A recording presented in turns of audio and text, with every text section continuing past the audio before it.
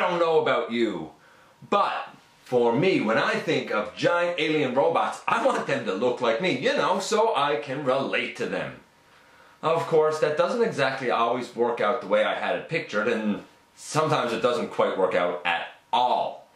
Stick around, we're going to have a bit of fun today when we do the GotBot countdown for 10 of the most peculiar robot modes that I have in my collection. Stick around, this one's going to be fun.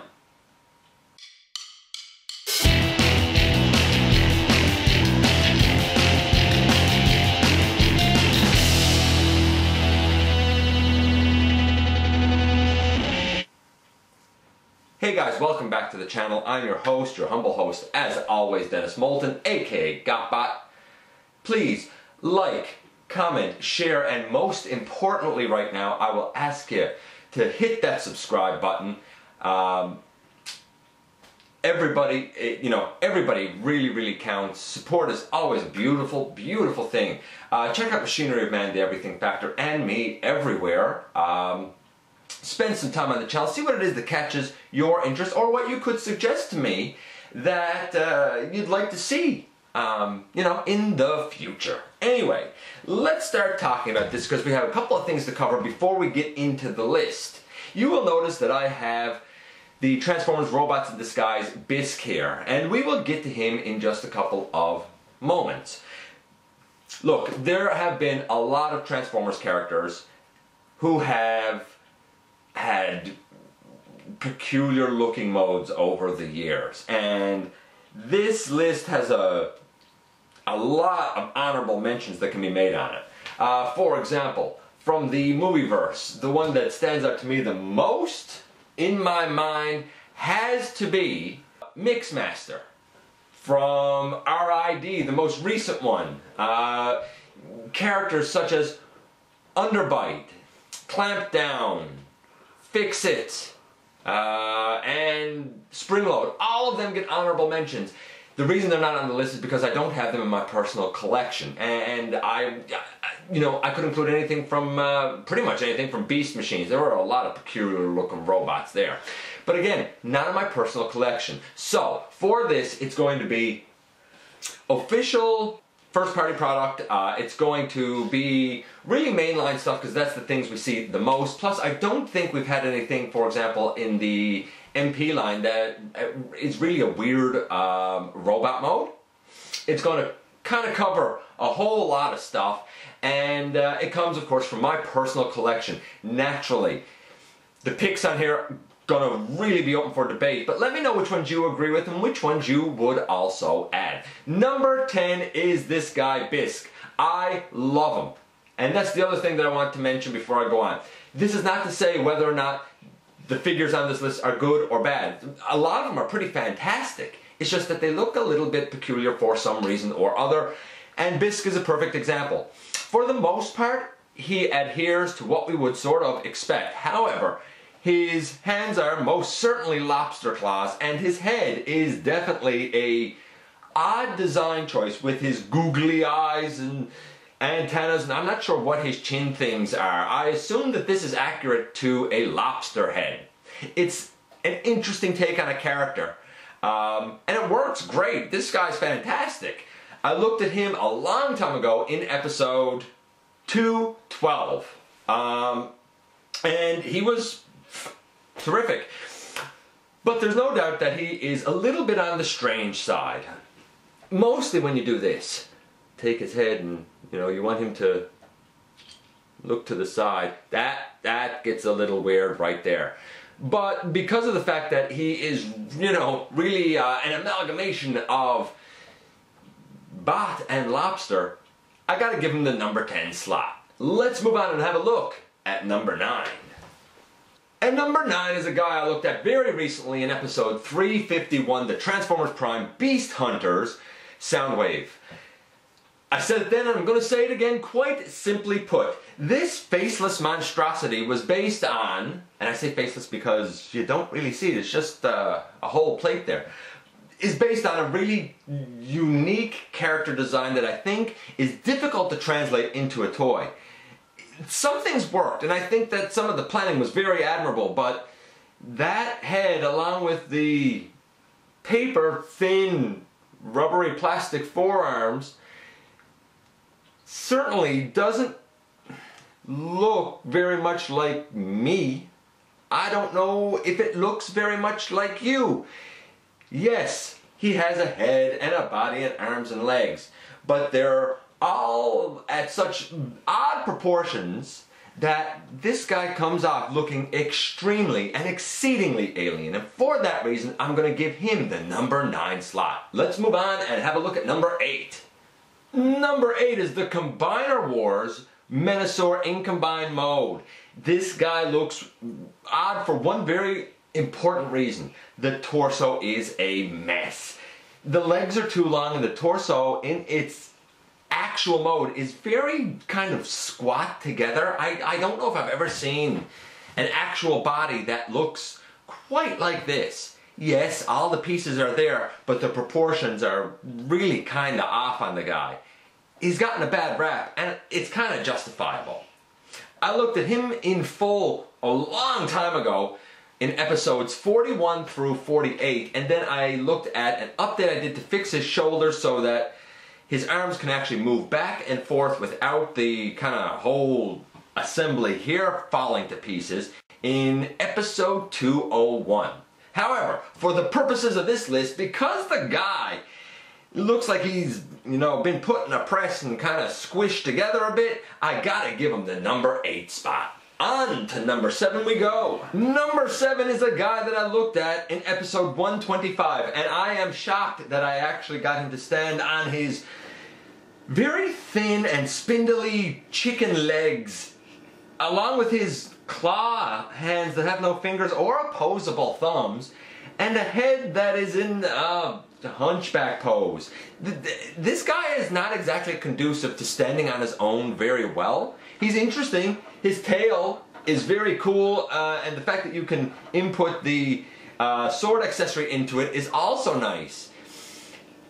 He's supposed to be a scorpion. I get it, and the robot mode still is indicative of that, which is cool. But when I think about, alien robots being reminiscent of what people look like, this guy definitely comes in as an odd take on that. Yes, he has 2 legs, but there's 1, 2 joints in weird places. He has great articulation. He can stand up really tall, but it's also thin and spindly and odd. But it does look like a bug, and for that I respect it. I just wish he stood better. To be honest and to be fair, I'm shocked Menasor stood up by himself during his section as well. For that reason though, because of everything kind of coming together nicely, but strangely, I'm going to give this guy the number 7 spot. Let's go on to number 6. Number 6 takes us back to the well of insects again. This time we're looking at the Insecticon Hardshell from the Transformers Prime line. Granted, I did some custom work on this guy, so he sort of has more of a G1 style to him. I looked at him in full in episode 169. I like him, but he has a strange transformation with a very kind of odd big backpack and wings that come down by his side. He has these shoulder pieces that are floating, but I don't really understand why they're not kind of hidden away better. He again suffers from the whole kind of chicken leg syndrome, and his feet have these 2 clawed toes instead of, 5 toes or nothing, because it's supposed to be a shoe. And his arms are different with 3 fingers, and the gorilla arm pose, unless you put it forward like this, where his hand is always going to be facing up. There's a lot of oddities with this guy. He looks like he would be, a lumbering beast, so to speak. And I guess that matches when we're talking about a crawling insect. Nevertheless, that, along with his hunchback head and neck sticking out here, helps this guy solidify his spot in the number 6 spot.